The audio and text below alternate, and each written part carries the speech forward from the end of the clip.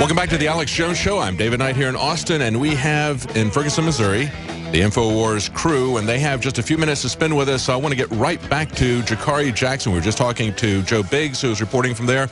I wanted to get Jakari's perspective last night because it was Jakari's video that I saw as well as Joe Biggs. They were both getting attacked by the police there as they were standing out where the demonstrators were, where the peaceful demonstrators were standing, and they were tear gassed, although the media reported that it was simply smoke because the media was standing probably about a mile away with the police and just relying on police reports. Jakari, what are your feelings about this today as you see the disparity between what you experienced and what you see the media saying? Jakari Jackson reporting from the St. Louis area. You're exactly right, David. And I have to echo just what you said, talking about how the media is just pretty much regurgitating what they're being told by the police, whether it was how the police officers were helping the Huffington Post, excuse me, not the Huffington Post, Al Jazeera, when they were shooting rubber bullets and also smoke canisters at them. They said, oh, we're just helping them out, and they thanked us for that situation. And you guys saw the interview. That was not the case at all. And also last night, oh, that's not tear gas. Those are smoke grenades. Now, you know, maybe we're playing a semantic game here, David, just like we heard in the Christopher Dorner situation, flashbangs or burners. Maybe, you know, they call smoke grenades something else. But whatever they fired in that first wave did contain tear gas. It was not just a visual deterrent. You know, those first few canisters that hit the ground, I was close to one. And you guys saw that video, man. I was sniffing and snotting and, you know, I couldn't even breathe. We had the gas mask on, but mine wasn't tight enough at the time to really help me get through that situation. It was burning my eyes. It's a very dangerous substance. Just like Joe Biggs said, you can't use this against a foreign combatant. So why would you use this against American citizens in the United States of America, most of whom were peaceful? You know, we were in that crowd that they said the gentleman had the gun. I did not personally witness that. Yes, there were hotheads out there making threats towards the police, F the police. You know, somebody said, you know, you shoot us, we'll shoot back. All that rhetoric was going on, but I did not personally see somebody with the gun, but I did see somebody fall down after hearing a gunshot, in which more than likely did probably come from somebody in the protester area. But the police are saying that they fired the smoke canisters after that event. That is not the case. You know, people were standing in the streets slowly. Yes, they were slowly advancing towards to where the police were, where they had a line all the way across the streets. But the police shot the smoke canisters before the shots were fired from the crowd. It looked like you guys were getting rubber bullets fired at you as well. Yeah, they were shooting something. I didn't get hit by one. It looked like some things were skidding across the ground, more than likely rubber bullets. So, you know, they were definitely willing to show their heavy hand at squashing this protest of largely peaceful protesters.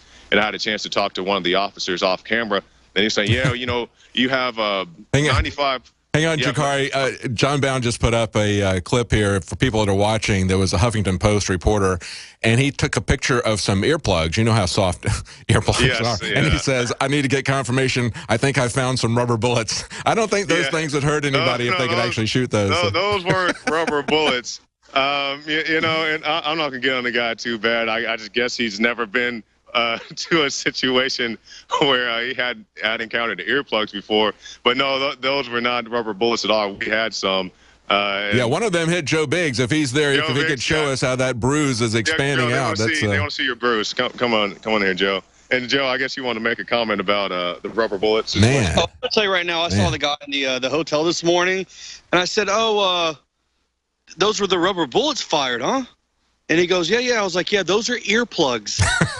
And I was like, you're a correspondent, you're a on the streets kind of journalist guy? I was like, yeah, you might need to learn the difference between earplugs and rubber bullets. Well, he's Huffington Post. They don't really understand what an assault rifle is. They've never had a definition of an assault rifle, so they can't tell the difference between earplugs and rubber bullets either. A lot of these guys were in the free speech zone, and we were there for a little while until we realized that, you know, all the stuff was going on down the street. So we moved out of the free speech zone. A couple activists, local activists, went with us as well, because people are not only there mourning the death of Mike Brown, you also had just First Amendment activists who came out there to exercise their rights as well. And I understand that 100%. You know, it's, you know, as much as people want justice for Mike Brown, and I can understand that, you know, also want people, you also have people out there who want to be able to just walk down the street. They don't want to have to sacrifice one or the other. We can have our free speech or our right to assemble. We want them both, and we want them at all times. And like I said, that was probably the smallest crowd we've seen out there.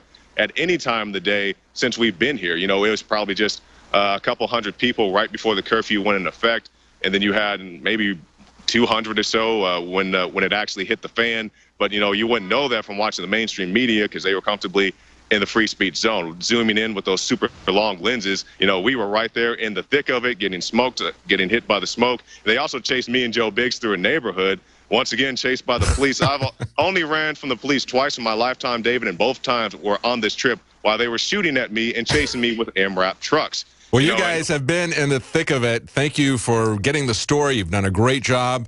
I know you've got to get going. It's been very dangerous there for everyone, not just you. Yeah. And it's a sad condition, a sad commentary on our country when the police are attacking peaceful protesters who are exercising their First Amendment rights, and when they are attacking the press and trying to constrain the press. To me, that is a real story. We've got some conflicting eyewitness reports that are coming out about what happened in the initial shooting that started all of this.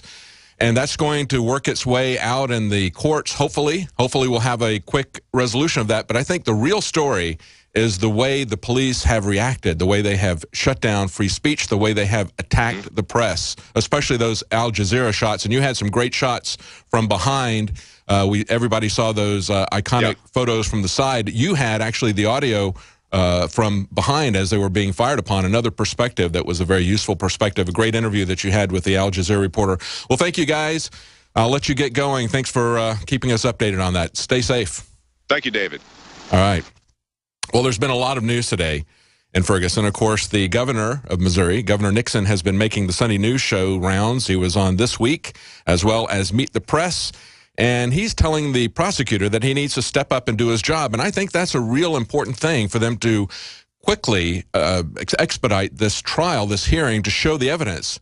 I think one of the things that concerns people so much is, of course, the past history. There's always in a police department, if you have situations in the past where there's been some egregious behavior by the police that hasn't been thoroughly investigated. Of course, that is the case here. We see in some history of the Ferguson police force. But if they could only bring this up quickly. They confiscated eyewitnesses' accounts. They confiscated their video and audio recordings of what had happened.